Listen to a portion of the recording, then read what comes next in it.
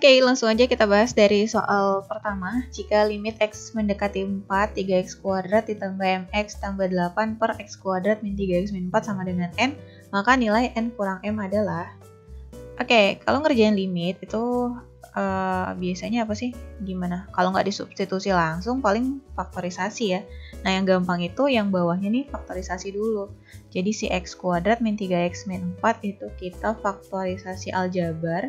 Ini xx berarti 4 kali 1 gitu ya. Terus supaya hasilnya min 3 berarti min 4 ditambah 1. Ya, min 4 kali 1 kan min 4 tuh. Terus min 4 ditambah 1 itu min 3.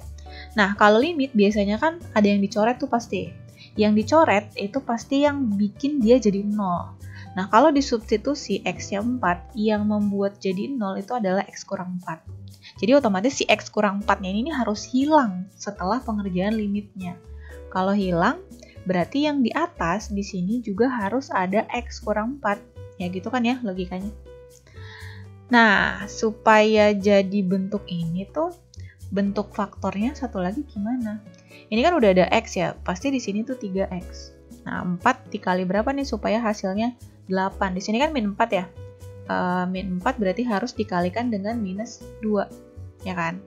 Nah, mereka nih kalau misalnya kita kalikan pelangi, yang atas itu jadinya adalah 3x kuadrat, kemudian min 4 kali 3x berarti minus 12x gitu ya.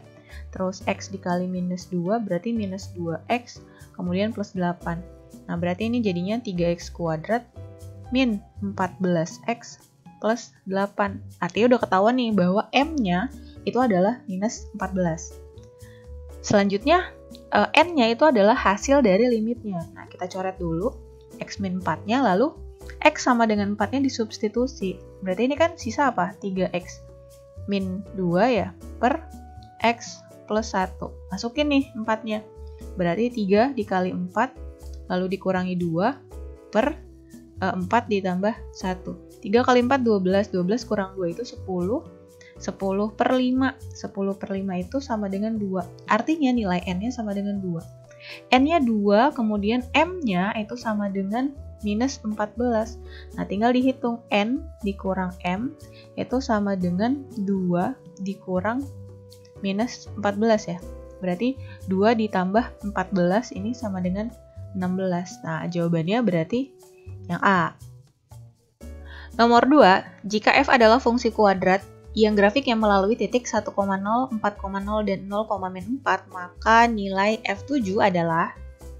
Nah, di soal kan ada titik 1,0, yang di sini nih, 1,0 dan 4,0 ya. Ini adalah titik potong terhadap sumbu X. Kenapa begitu? Karena Y-nya 0. Jadi setiap ketemu Y-nya 0, berarti dia itu titik potong terhadap sumbu X. Nah, sedangkan di sini ini adalah salah satu titik yang dilalui. Karena diketahui titik potong terhadap sumbu X-nya, berarti kita bisa gunakan rumus Y sama dengan A dikali X dikurang X1, kemudian dikali dengan X dikurang X2 di sini. Nah, X1 sama X2 itu adalah titik potongnya. X1-nya adalah 1, kemudian X2-nya di sini adalah 4. Terus X sama Y-nya siapa? Nah, X sama Y-nya itu adalah titik yang dilalui, yaitu 0, minus 4. Jadi di sini X-nya sama dengan 0, lalu Y-nya sama dengan minus 4. Gitu, kita substitusi dulu untuk menentukan nilai si A-nya ini nih. Ya, berarti kan minus 4 sama dengan A dikali X-nya 0 dikurang 1, kemudian 0 dikurang 4. Gini ya, berarti minus 4 sama dengan A dikali min 1 dikali min 4. Min 1 kali min 4 itu 4 ya. Min 4 sama dengan A dikali 4. Nah, berarti min 4 dibagi 4, yaitu min 1. Jadi nilai A-nya adalah min 1. Jadi fungsinya itu adalah Y sama dengan min 1 dikali X kurang X1-nya adalah 1, kemudian dikali lagi X kurang X2-nya tadi adalah 4. Gini. Nah, ini bisa kita tulis juga bahwa fx itu sama dengan min 1 dikali x kurang 1.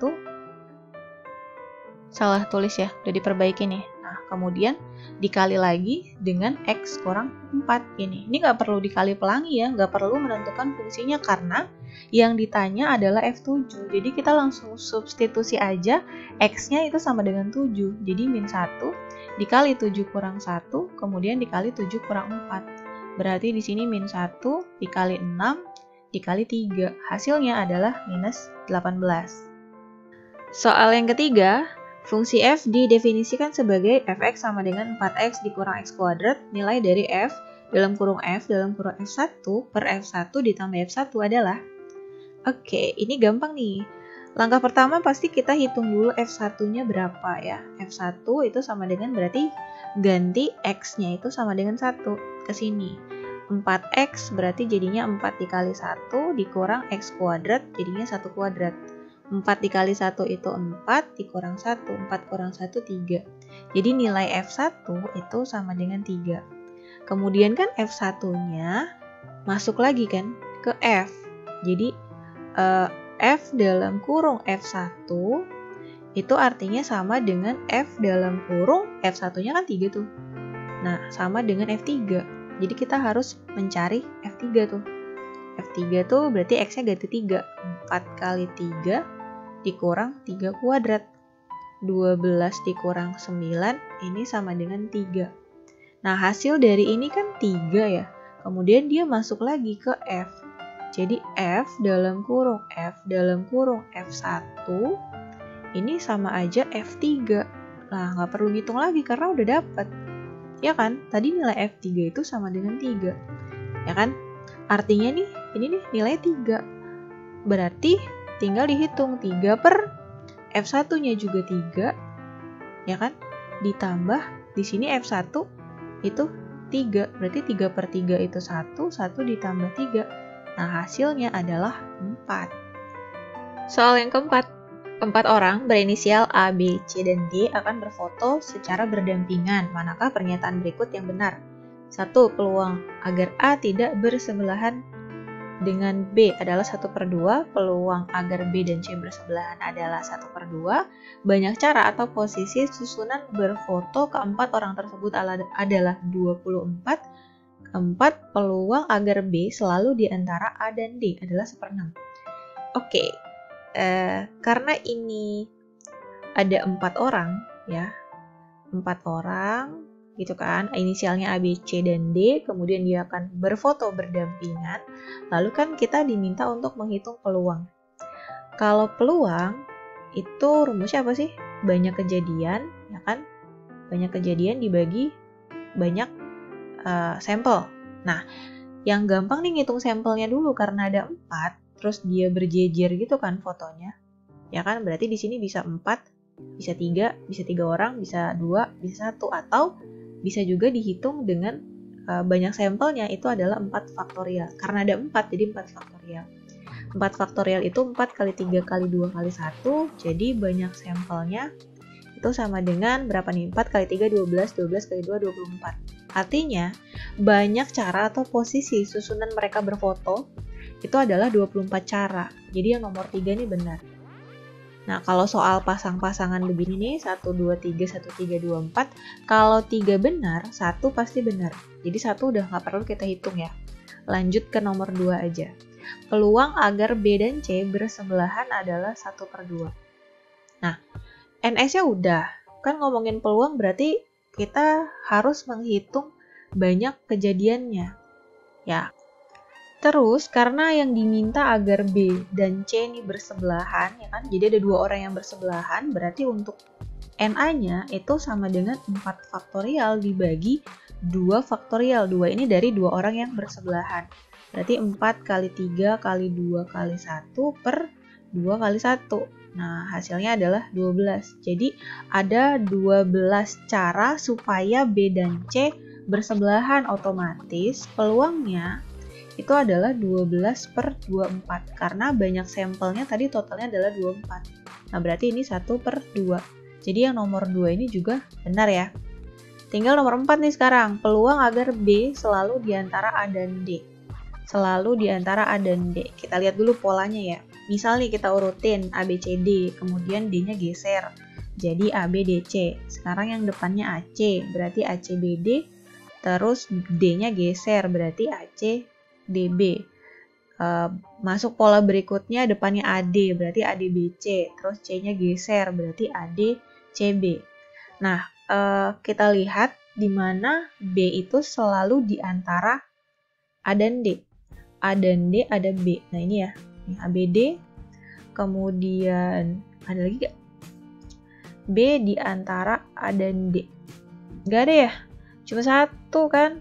Nah, cuma satu nih. Jadi setiap pola kayak gini tuh ternyata B di antara AD itu hanya satu.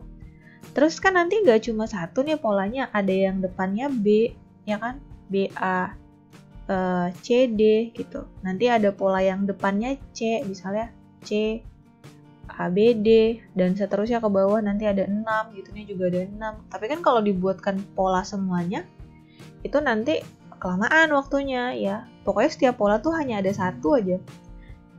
Setiap pola ada satu, terus nanti ada 4 pola semuanya. Berarti banyak kejadiannya itu 1 dikali 4, yaitu 4.